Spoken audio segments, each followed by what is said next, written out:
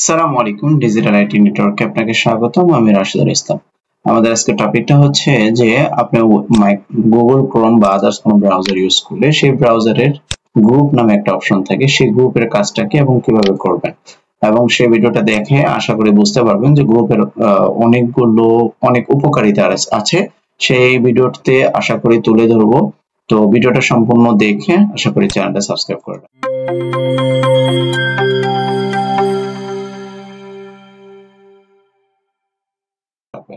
চলেন Google Chrome একটা open করি। ওপেন করার পরে এখানে থ্রি ডট আইকন যেটা আছে, এই আইকনে ক্লিক করলাম। ক্লিক করার পরে দেখেন ট্যাব গ্রুপ নামে একটা অপশন আছে, ক্রিয়েট নিউ ট্যাব গ্রুপ।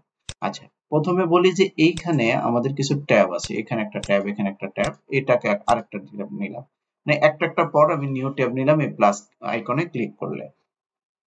এখন আমি একটা গ্রুপের আন্ডারে অনেকগুলো ট্যাব ক্রিয়েট করব। ধরেন এখানে একটা নিলাম, এরপরে আমি এখানে একটা নিলাম, এরপরে ইউটিউব নিলাম। এই যে দেখেন টোটাল কয়টা, তিনটা গ্রুপ হলো। তো এখানে যদি আরো একটা নেই, গুগল সাইন ইন, একটা অপশন নিলাম। টোটাল কয়টা ট্যাব, তিনটা ট্যাব নিলাম। এখন এই ট্যাবগুলোকে আমি একটা গ্রুপের আন্ডারে ক্রিয়েট করব। তো আশা করি গ্রুপের আন্ডারে ক্রিয়েট করলে বুঝতে পারবেন যে একই গ্রুপের আন্ডারে কয়টা ট্যাব নেওয়া যায়।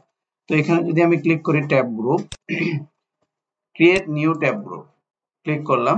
এখানে new tab in group, move group to new window, ungroup আর হচ্ছে ক্লোজ গ্রুপ।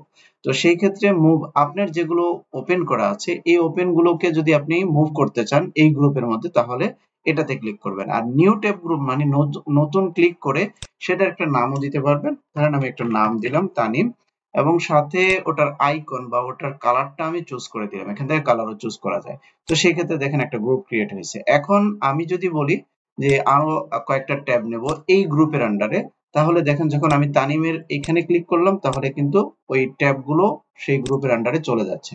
তো এটা হচ্ছে গ্রুপের আন্ডারে চলে যাওয়ার একটা অপশন।